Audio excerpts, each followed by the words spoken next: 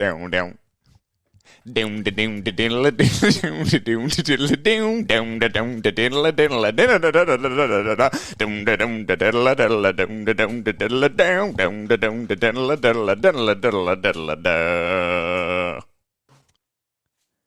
down down down. Down the down the diddle down the down the diddle down down the down the diddle diddle down the down the diddle diddle down the down the diddle down down the down the diddle diddle diddle diddle diddle down down down down.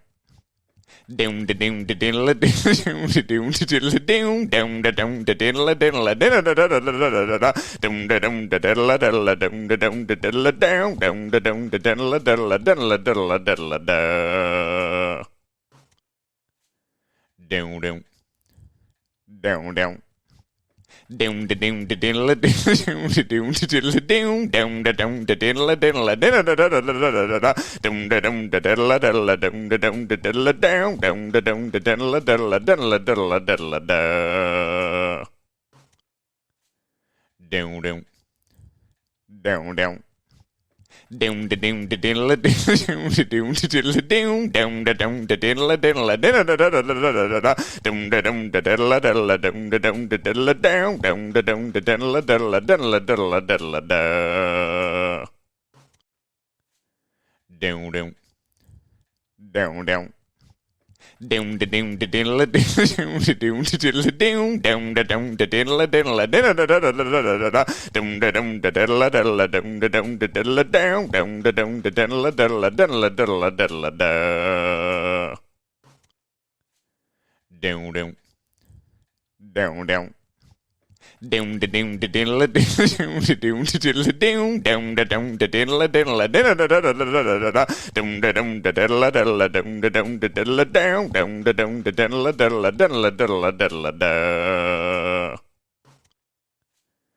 diddle diddle down down down down. Down the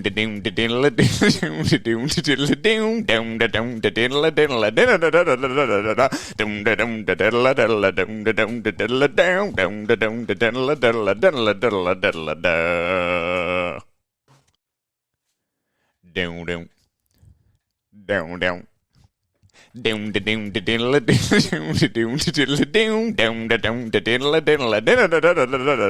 Down the down the diddle down the down the diddle down down the down the diddle diddle down the down the diddle diddle down the down the diddle down down the down the diddle diddle diddle diddle diddle down down down down. Down the down the diddle down the down the diddle down down the down the diddle diddle down the down the diddle diddle down the down the diddle down down the down the diddle diddle diddle diddle diddle. G'day and welcome to the Ball Boys AFL Fantasy Live on your Friday afternoon. We're here to preview the first of the bye rounds, round 12, and we're going to dive into all things including trade targets and captains and answering your questions. Let's go! Hodges done it from nowhere. Busted the goal from inside the 30. Sheed from the boundary. Dusty.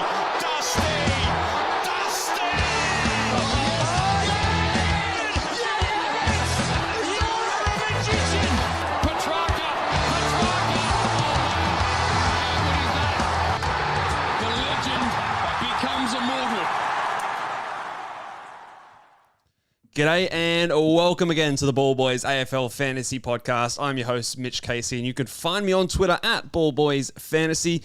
And I'm joined by Luke Rogerson, the proud new coach of Kai Lohman, if I'm not mistaken, right? Big Pow! Big Kai in last night. Let's go, Kai. How are you, mate? I'm good. We're rugged up today. The moist meter. Miserable weather here in Brisbane. Yeah, what's going on? We just come to the weekend and suddenly we get shit weather. So it's cold, it's wet, it's disgusting. Yep. Yeah. Well, speaking of raining, how's this for a segue? It was raining fantasy relevant players. It was, mate. I had 4 fantasy players ins and outs last night. All of them cheapies, but Zach Reed and Lewis Hayes both left my side, and Angus Clark and Kai Lohman came into my side last night, and I had a little mini heart attack at just before quarter time where I saw Kyle Oman try to go up for this pack mark. He fell over in a heap, ankle twisted underneath him, and I thought, here we fucking go again. I've traded in a cheap player who's going to injure himself on an early dud score. But no, he came back out the second quarter. He was jumping around in the huddle, and I thought, oh, he could be back on here. Straight back on there and powered through to a decent score. Right, when you sent me that text, I thought that his score was going to be low, man. So he's back. Let's go! And yes, I have been workshopping that all day. I thought so. That seemed very rehearsed. It was. A couple of times in the car on the way home from work. Easy as you like. So, look, Thursday night trades, I'd say so far, so good. I mean, the class score was a little bit underwhelming, but I thought his game was better than his, what did he score, 46 or 42 points suggested. I actually think he was a bit better than that. He gave away a couple of unlucky free kicks, so I think he'll be around for a number of weeks. But what else happened on Thursday night? Is it time to pack the bags and get on board? Oh, the luggage. Luggage. Yeah, the French luggage. Yeah, McCluggage, he had a massive game, and he is going under the radar a lot this season. Now, he did make the honourable mentions this week on the Big Boys. Not officially a top 10. I won't claim credit there. But he is now averaging a cool 104 points, which makes him a top 8 midfielder so far this season. And he's still the low millions. This will definitely push his price up. But, yeah, definitely someone I think...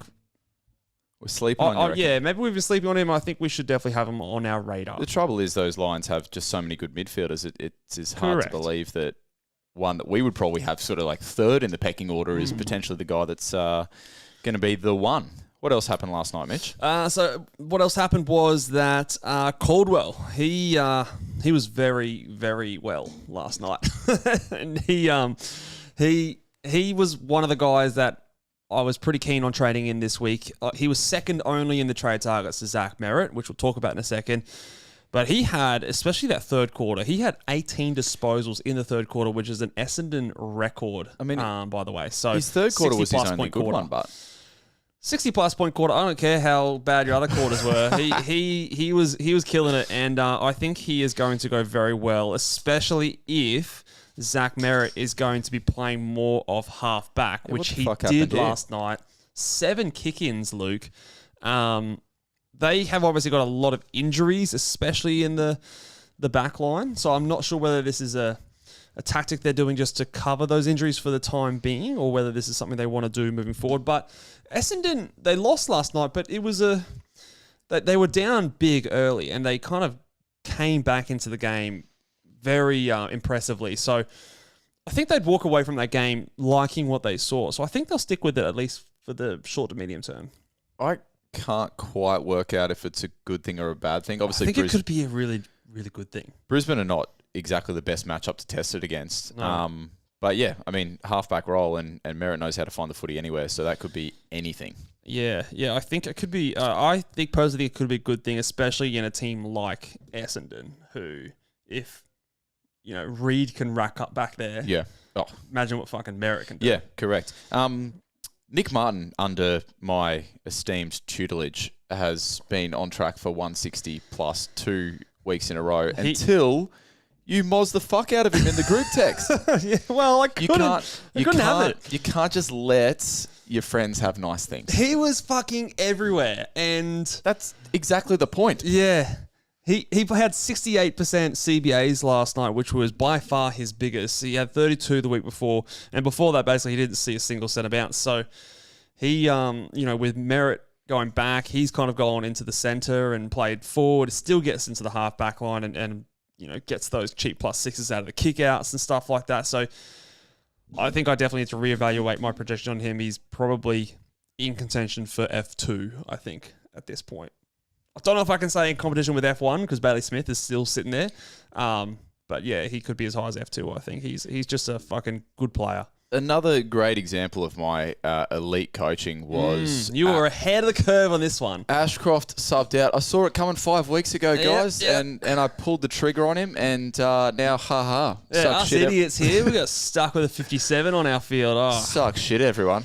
So, in all seriousness, he's going to start to go backwards. He's break-even was 70 this week. He's going to start to go backwards in cash. I think after this, his break-even will shoot up closer to 90 next week. He's nearly 800,000. A lot of us would want to get him to the round 16 buy. Do you trade him out early, or do you just hold on to him and just think he goes all right? That sounds like a you problem, my friend.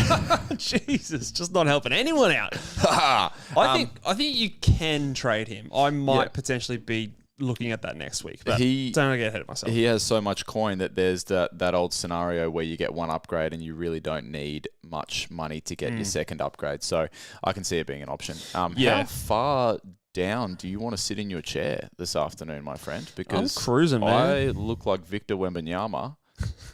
And you look like Caleb Daniel.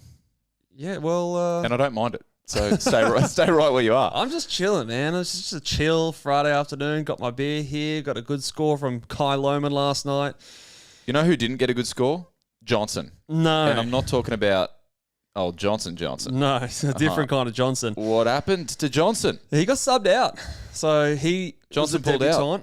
Yeah, this is sort of the fear about going into these rookies without seeing anything first. I thought he could have gone all right because he was playing a bit off the back line, and that's where a lot of the injuries were, but not to be. So he got subbed out at 34, which, if you did launch into it, makes you very nervous about his potential safety in the team over the next few rounds. Hopefully he can get back in there again, give it another go, in and out all the time, but hopefully he's...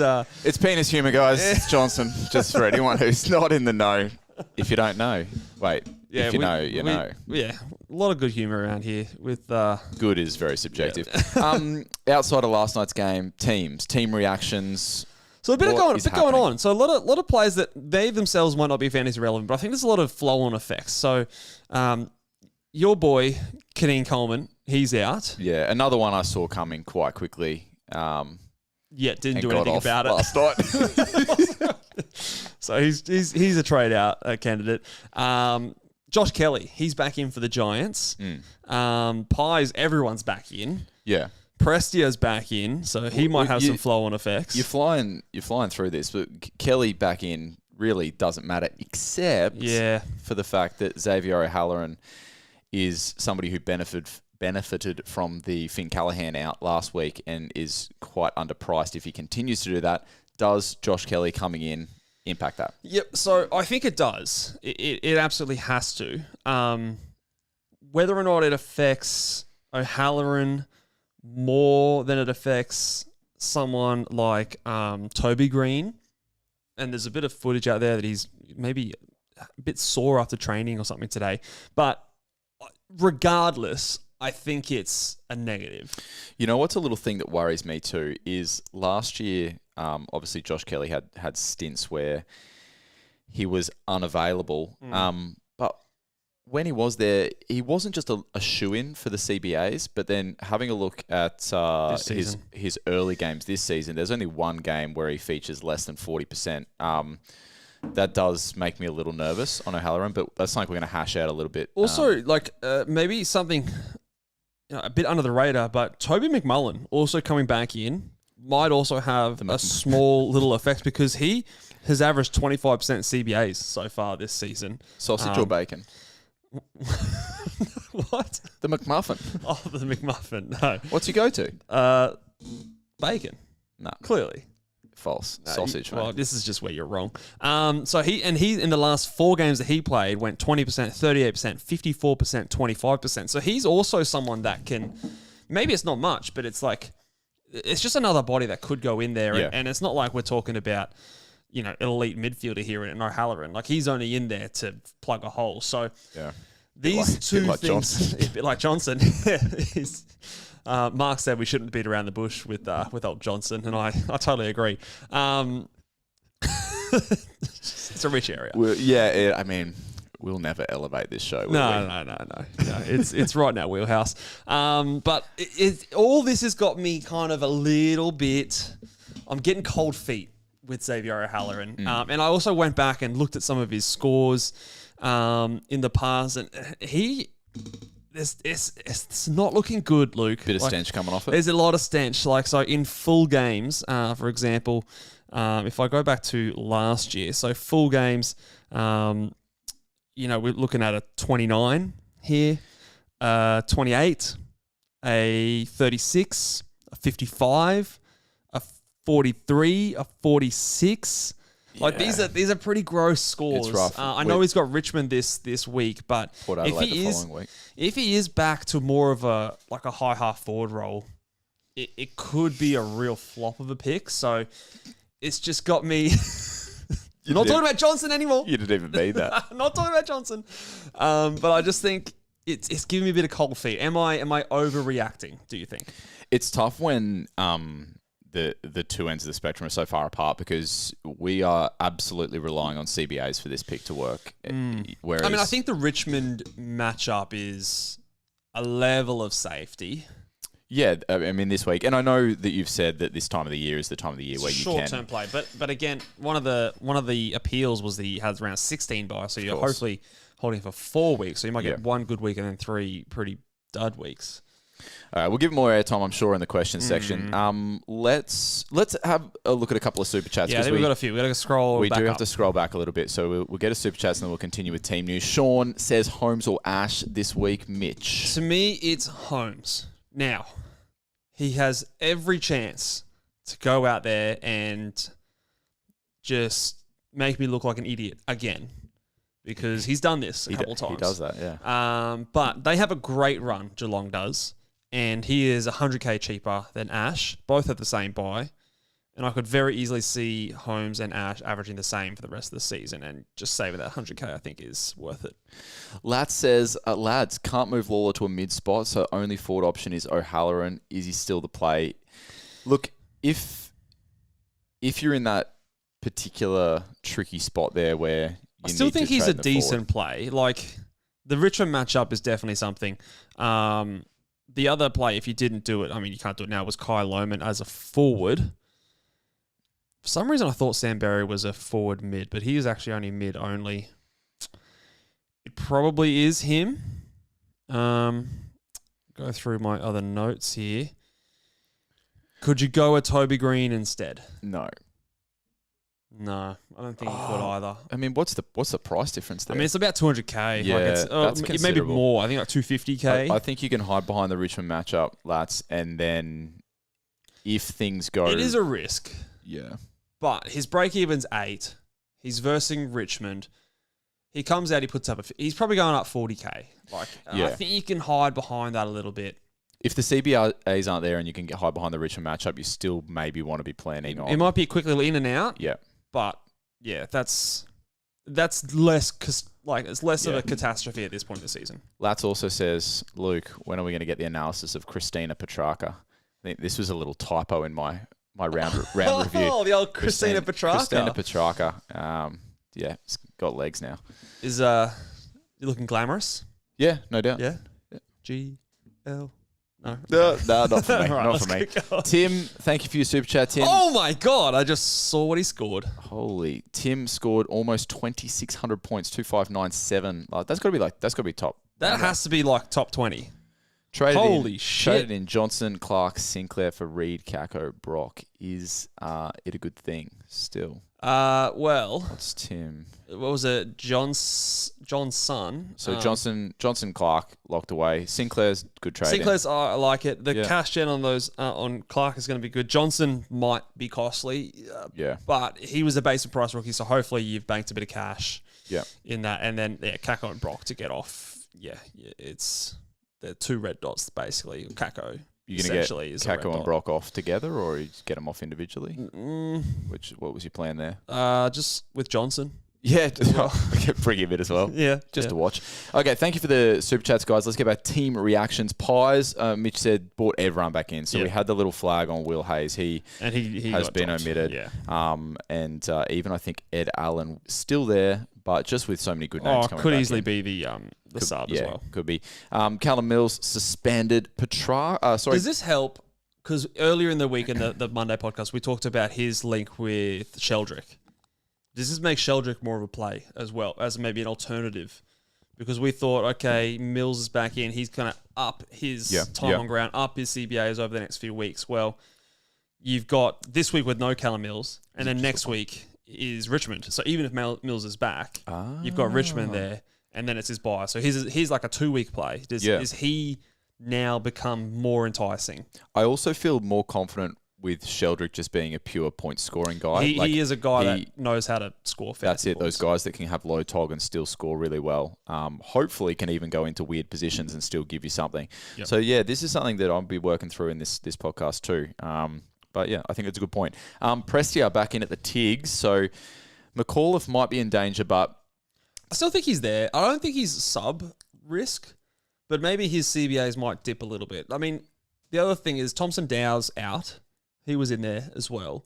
And your boy Lawler, he obviously was out last week, but he would every now and again, prior to that, was going in there. Plays for Essendon. Yeah, he does. Why does everyone play for Essendon? All the weird names. Yeah. So I think it hurts him, but not as much as I think as like Kellyanne hurts O'Halloran. Yeah. Would be my take. Would you agree, disagree, or? I mean, I also think that something that you need to consider as well is that Richmond are just not that good at scoring points as well. So, sorry to break that to you. So, you also have to consider that there's just limited points to go around. Maybe that knocks 5-10 points off what he would be in another team. Lombard, a debut. Yeah, he's debuting. He's a bit on the pricier side, like over 300,000. So, he Gold Coast have shown a willingness to ease these guys in as well. I think, like Jake Rogers, I think, is another high-ish draft pick who's had a lot of time as the sub. So I wouldn't be surprised to see him debut as a sub potentially. So I'd be waiting on him. And a couple of others just quickly before we do some more super chats. Shawnee Das. He's back. A lot of people were talking about the Luke Jackson last week. Yep. He'd had a decent score, not anything incredible, but it's probably blown up in your face a little bit now. This is just straight deja vu, like for the last it happens 2 all years, the time. isn't it? Yeah, you just think, he's an option because he's always forward DPP, and then I still think you can't you hold Luke Jackson because I think there's every chance that Sean doesn't get subbed out. Could be, yeah. But yeah, that's not good news. And Rory Laird managed. Didn't see this one coming. Is this in any way managed from a half back roll where it doesn't have to? Is this in any way helpful? And I'm probably stretching. You are. Is this in any way helpful for Sam Berry? Why? Just justify it. One less player who's a walk up to not be the starting sub. Oh, okay, to not be the start. I mean, from that perspective, perhaps, but role wise, no. Role wise, it won't affect him. But I'm just saying, what's 23 divided by what? By 1? Like, what's 23 divided by 1? 23. How much is 1 of a percentage of 23? Like, how much? 1 is a percentage of 23? Well, 1 is a percentage of 10 would be 10%, so it's going to be about 4.5%. He's about a 4% less likelihood to be the sub now. So it's a 4% improvement. That's what the people tuned in for, is some quick math. Big math on the show. I'm pretty sure we didn't even get it right. Okay, let's stop doing math and do some super chats. Tim says... Top 3! Fuck me dead, Tim. You are having a monster season. Finished top 3 last week. As in your ranked top 3 or your top 3 of the week or both? Top 3 of the week, I would say, with that score. But God. That will put you in the top 100, no doubt.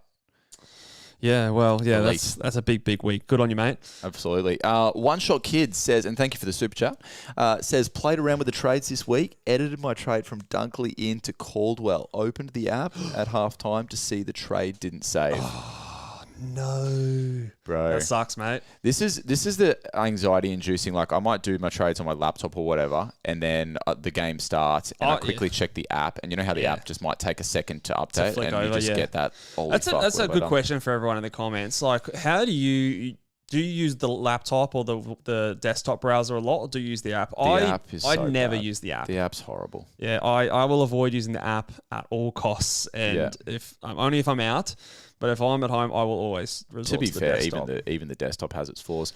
Sahale, thank you very much for your super chat. Thank you, Sahale mate. says, just saying howdy. good luck to everyone So on the Hale weekend. is one of the big legends out there. He always is very generous with the super chats, and I don't think he asks for much in return. So, We appreciate mate, it. I'm just going to be sending you positive vibes this weekend. Thank you very much, mate. For sure. Another super chat here from Talina says, just curious, which two would you field out of Boxall, Cleary, and Marich? Oh, actually, that reminds me. Let's check the Sunday squads because that might mean, Boxall might rule himself out there.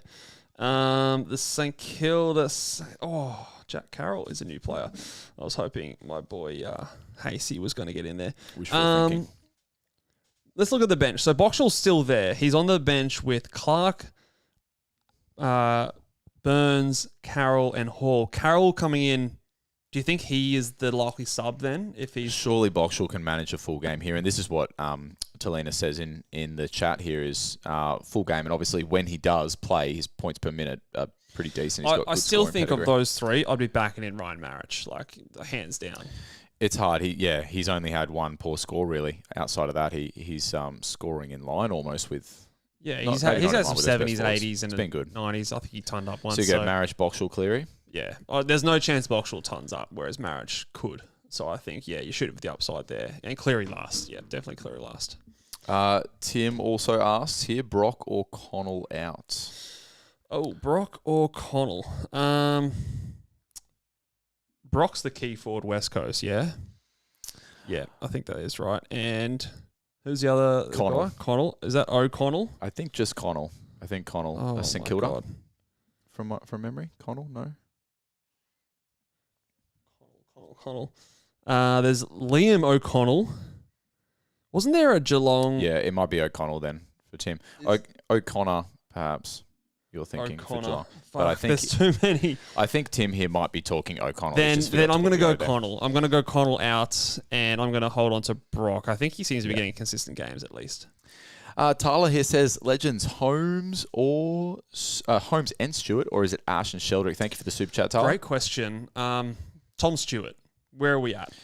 Trading in two Geelong players at the same time They got a great run. give me just heart palpitations. But I still think Stewart is, when playing, far more likely to outscore Sheldrick, and obviously has better job security than Sheldrick. Later buy. So And then the if he is a cash and flick kind of play, Yeah. over 4 rounds, Stewart could make just as much money as Sheldrick makes over 2. Yeah, and Plus, I think you're going to get better scoring. Holmes, you mentioned the run. So I think regardless, I think it could be Holmes and I Stewart think I'm that way too. based on that logic there. Okay, mate. Any more team reactions there based on those extended benches? No, Just we're going have to a talk look at? about big boys in a second, but I want to get a final ranking. And I did this on the Patreon, but like I said, I've been backflipping a little bit. I want to get a final ranking on those mid prices. So I'm talking to guys around the 400-500K. So the guys we're talking about here are Xavier O'Halloran, Sheldrick, Berry, and Kay McAuliffe. Yeah. Those 4 players. Where are we ranking those 4 players now? Originally, I think I had O'Halloran at the top, but I think to me, he almost slides down to number 3 now that I've had a little bit more time to think about it. Yeah, with what we've discussed, I think that there's like a few things that you can point to that make that evidence-based. I really like what you said about Sheldrick before, is the fact that even though Mills didn't have huge CBAs last week, he's now out of the picture completely. Yeah. And a richer matchup in 2 weeks. yeah, I think that almost is key to me, because whatever happens this week, we know he's going to go up in cash, or we hope he's going to go up in cash. He's got a pretty low break even. And then if you're forced into holding him for another week, if there's carnage, well, you don't feel so bad about that when you've got a guy going into a Richmond matchup. So for me, I do like the sound of that. Berry, talk to me about Berry, because I know he's a guy that you kind of settled on this afternoon, but why? So this is where I'm leaning. So what my initial plan is, I was going to go O'Halloran, but I think I'm going to hold off on that now, and I'm going to wait until the hour before and see if Berry's the sub. If he's not the sub, and I don't actually expect him to be, at least this week. It's more the following weeks that I'm a little bit cautious of if he has a bad game this weekend. But he, to me, is a guy that he's going to play midfield minutes, And just a lot of the research I've done in the last 24 hours, there's been a lot of praise about his ability to play two roles. And that's always been the knock on him, is he's very one note. The other thing that was also keeping him out of the side is like he was a very like slow pace midfielder. And when Adelaide had Crouch and Laird in the midfield for a long time, there was too many players that were same. Well, Crouch is not there right now. Laird's playing a half back. I think it is still their buys. Okay. So now his pace is almost unique into that midfield. So maybe he has a bit more of a role. His lack of pace. His lack of pace. That's what you want. We're going to bring you in for your lack of pace. Well, his defensive-minded sort of game style, he tackles very hard. He's averaged 80 for an entire season. 84, I think, for an entire season. He's still young, and I don't know. He is young. You come in and you put up a game like that. I know it's against the West Coast Eagles. I just think it buys him a few weeks, potentially, from avoiding the bet. And if he's on, I think he's almost just as good as Sheldrick in terms of a per-minute player, and he's just got an extra week to do it in. So round 15 versus Sheldrick's round 14, which is sort of the tiebreaker there. So I'd probably rank those two as my top two. Okay. And then I'd go Xavier O'Halloran and then Kane McAuliffe last. If there's a positive to take out of that as well, I believe they play each other this weekend. So it means that if we do get late news that one is the sub. And I'll go through some stats when we'll talk about the... is there much of a price difference? Not too much, like 30K or something like that. I think Berry is the cheapest of them. 60. But not massively.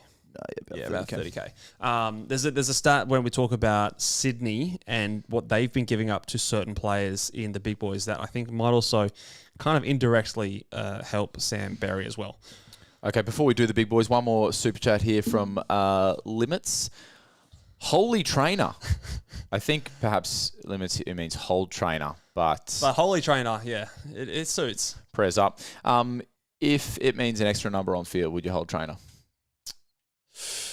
Not in that forward role. This depends if you are holding trainer. If you have 18 or even 19, like say you had 19, but Angus Clark or Johnson were one of those players from last night, then yes, I would hold trainer and hope he goes better than those guys. If you had like 20 or 21, a couple of those scores are going to drop off, then I think you can trade him. Okay. It sort of depends on your numbers this week, I think. Good advice. You ready to put the goggles on, mate? Let's do it.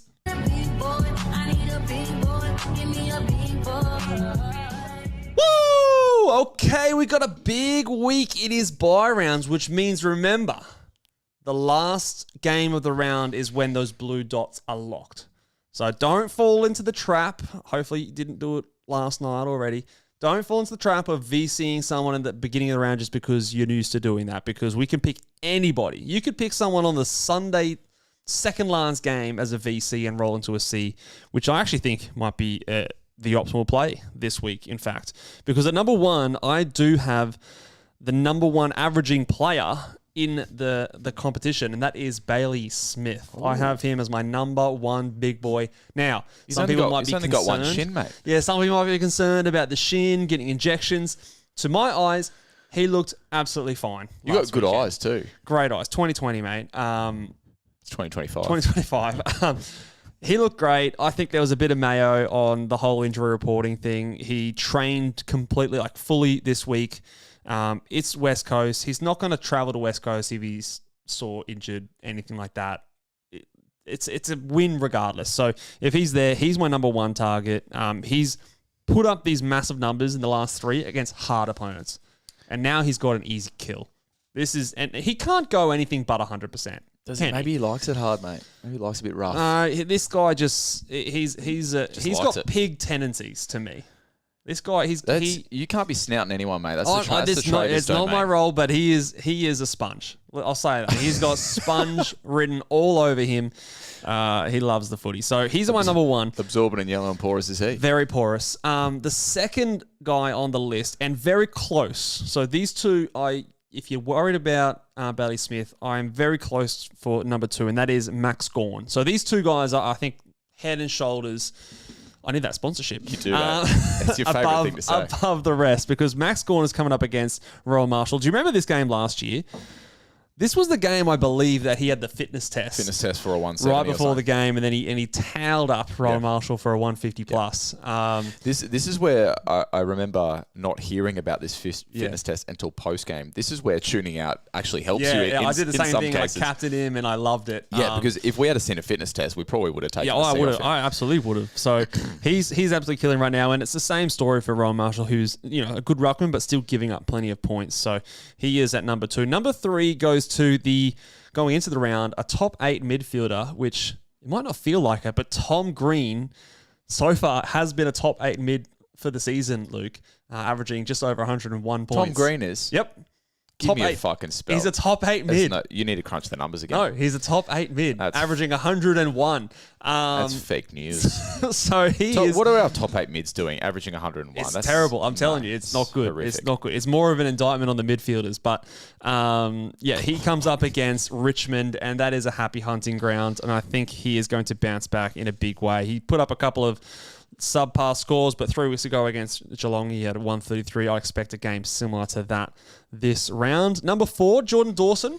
JD. I want you to listen to some of these scores. Now, he could get some James Jordan attention.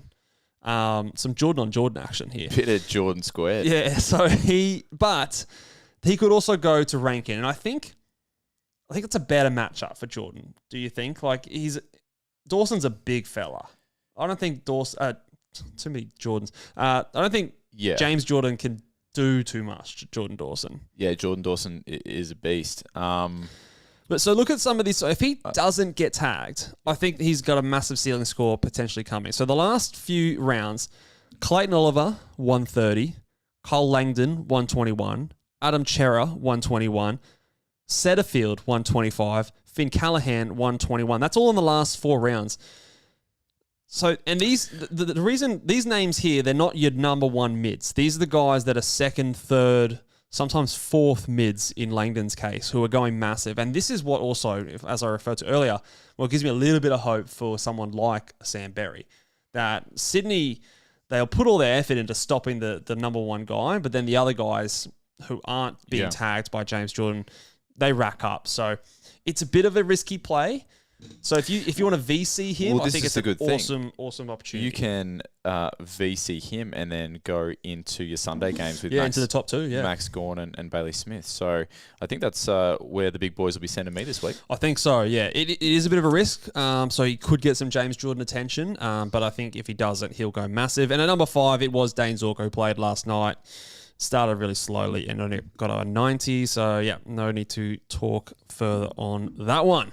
Before we get a little bit spicy, somebody in the comments asked about my old man and how's he going. So I think he'd love to get a bit of airtime on the live show. So he is he in the top 50? 50 something? He was like 51 going into the round, yeah? 51 going into the round. Number 1 Richmond. Number 1 Richmond person. Second in the big boys, the ball boys Patreon league. Yeah. Number 1 for arrogance too. He's got it covered. Love you, Dad. Yeah. No, we want it to go well. I mean, maybe I'll have a new co-host next year and, a different Rogerson in here. It's you copping the shaft, mate. No, we've got to keep the hats on the podcast, mate. That's you need some credentials to be. Yeah, and I'm going the wrong way about it. Yeah. Okay, you know what I'm good at? Spicy takes. Let's do it. Let's do it.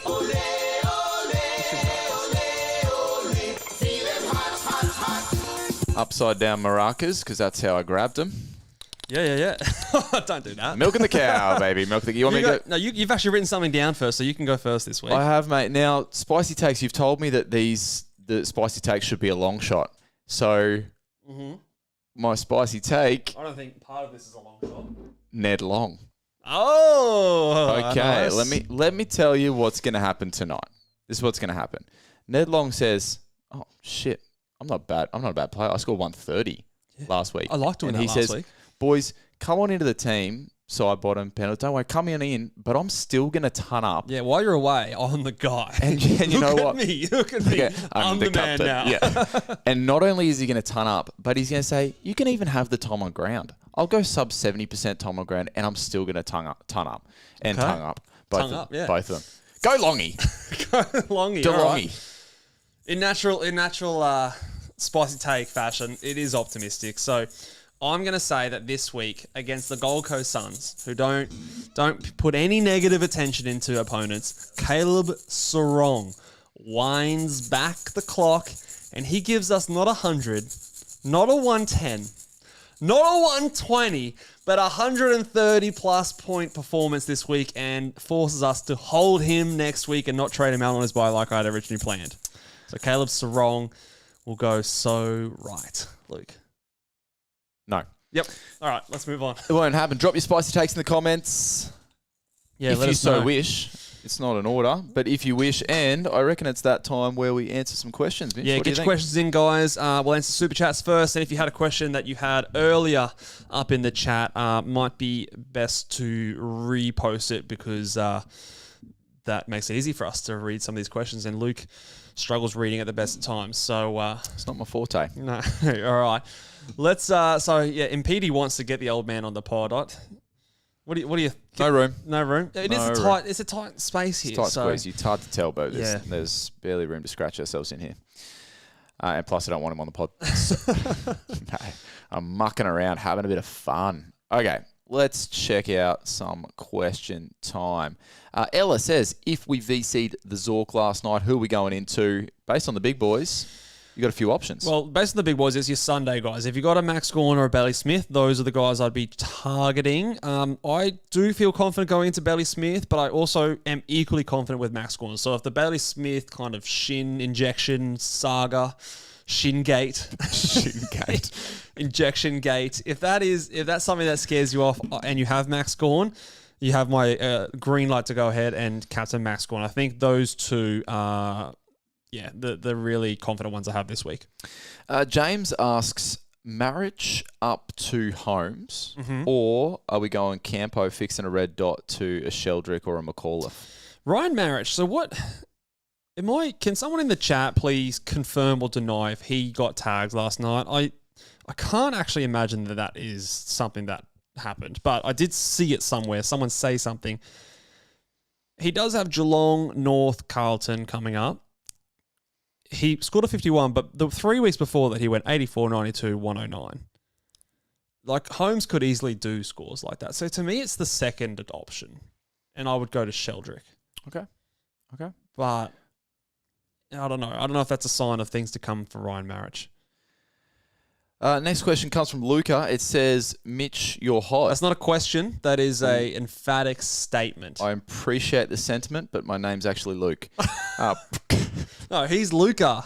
You're Yeah. reading the wrong part, mate. You are doing well to control your burner accounts as well as read the questions here. We got some serious questions coming in. We got a head-to-head question from Brendan. What do we got, Mitch? A head-to-head question. Opponent seed or captained, I'm assuming. McCluggage, what the fuck? He was averaging 100 anyway instead of a save 110. What's a smash? VLC to potentially match with his highest ceiling currently going Green then Smith. Green doesn't have that enormous ceiling to match that, does he?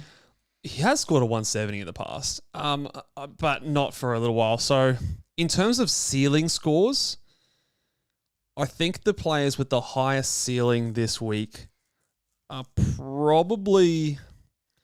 Look, someone who I have no idea how to rank is Lockie Whitfield.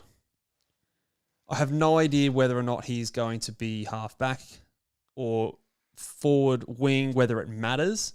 But he's got a massive ceiling, but there's a lot of uncertainty there. But that's what a VC is about sometimes. That is what a VC is about. So he could be a really good VC. Tom Green, I do think, has a little bit of ceiling. I'm not sure if he's got like the 150 ceiling, but I think he's got 130 ceiling.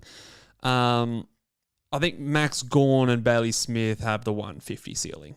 So those two, and probably Dawson as well, has probably got a 140 ceiling, I think, potentially in this matchup. So, yeah, Dawson, I'd say, has got a higher ceiling than Green. Green's probably got a higher floor than Dawson.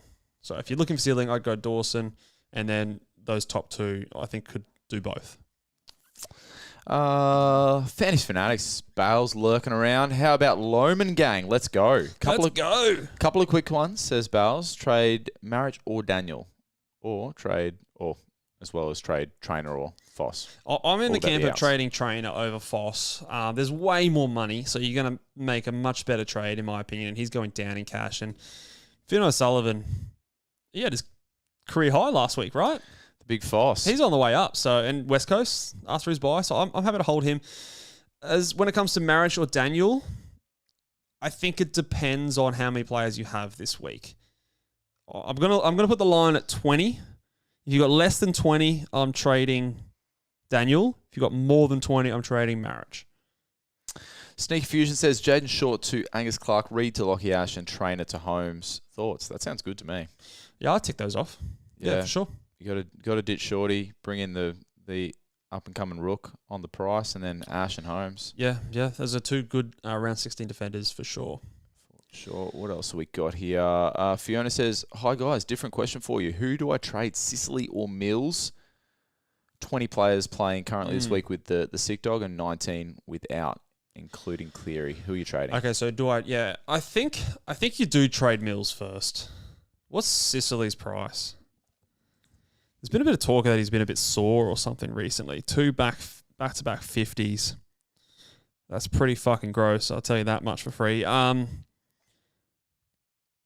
think you still have to back in the sick dog and trade out Mills. Like Mills suspended, came back, super low tog. I think you just got to ditch him. I'd probably back in Sicily. Matt says, "Boys, who do we back out of Green, Brayshaw, and Ash?" Of course, the GWS boys have the great matchup. So Ash did make the top 10 big boys, but Green I've just got a little bit higher. And maybe this is me favouring history, I guess, a bit more. And sometimes that can be my undoing. I also would love to know if Whitfield is playing halfback or not.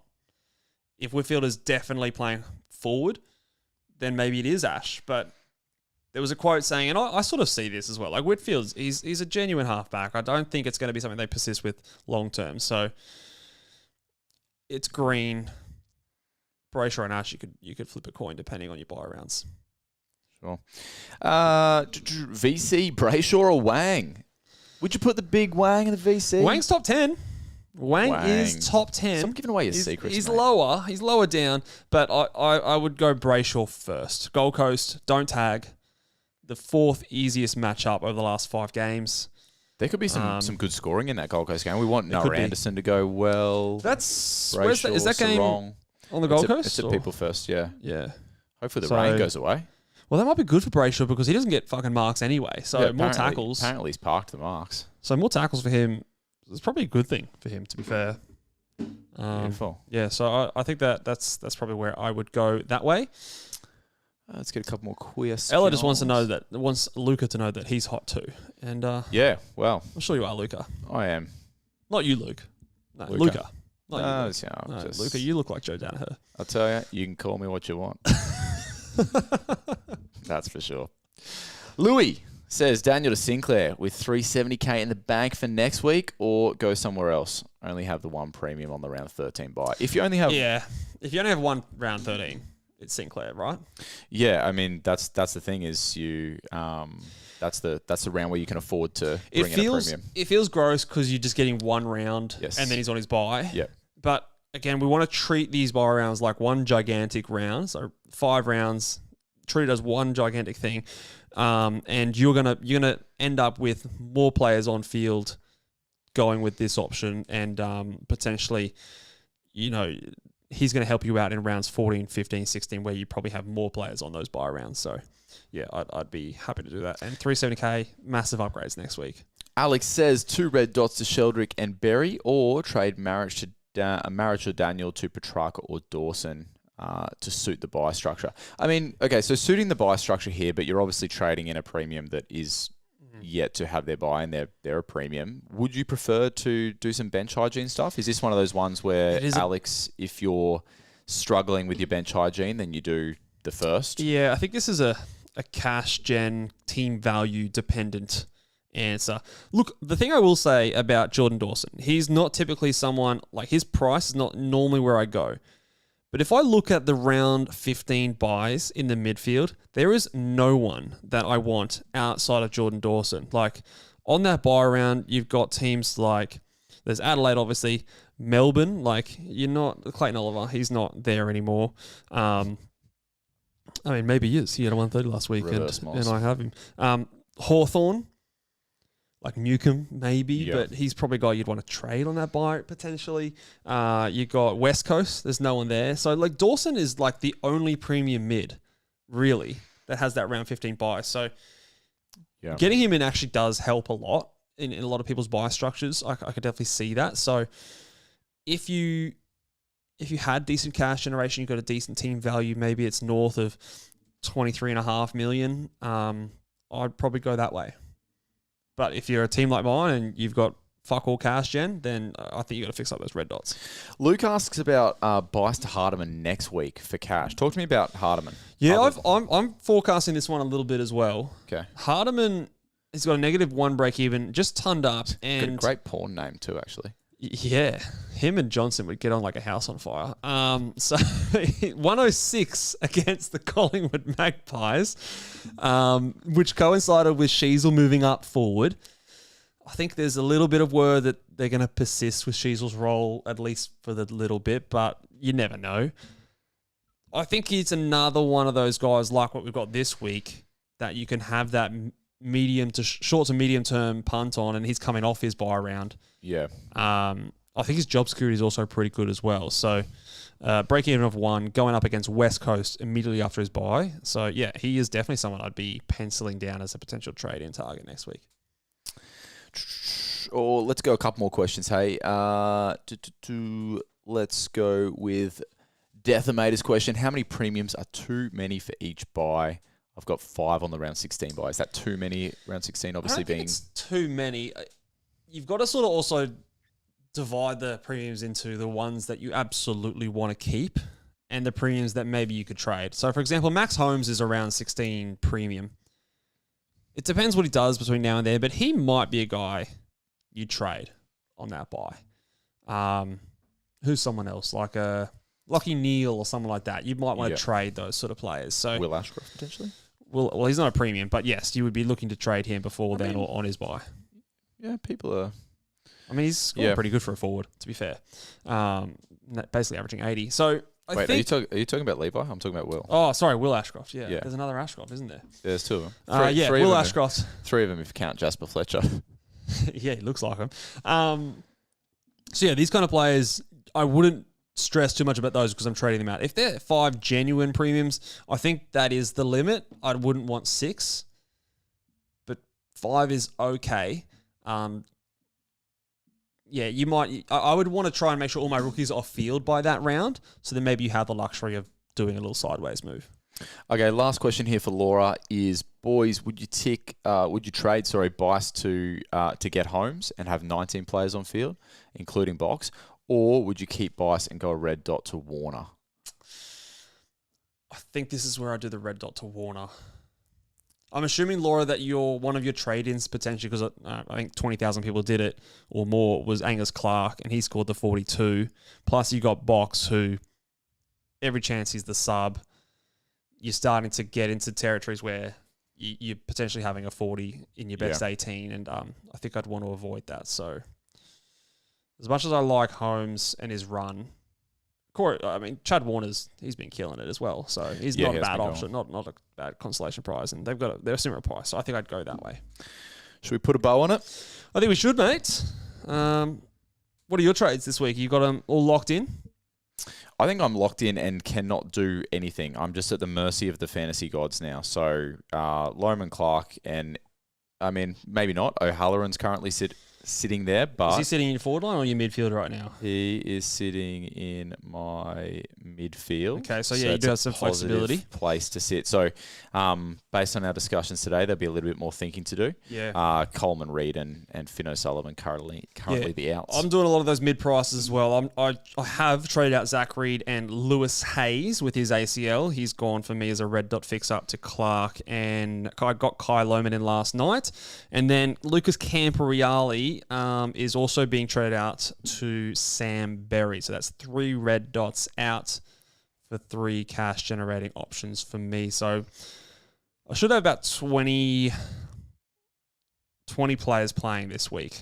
So hopefully the 57 and 42 that were scored last night are the numbers that drop off, but we'll wait and see. Thank you very much, guys, for tuning in. And if you enjoyed the podcast, if you are having a great day, if you just want to be friendly, give us a big old thumbs up on the video here. Make sure you subscribe wherever you get your podcasts and on YouTube. And if you haven't yet, go to the Patreon, patreon.com/ballboys, and sign up and get an extra bonus podcast per week, access to early big boys and all my trade targets every single week. And of course, Rodro's round review to summarize a great weekend. It's the best part of it, Christina Petrarca. Yeah, Christina Petrarca, all the highlights over there. Thank you very much, guys, and we'll see you guys on Monday. Have a good weekend. Bye.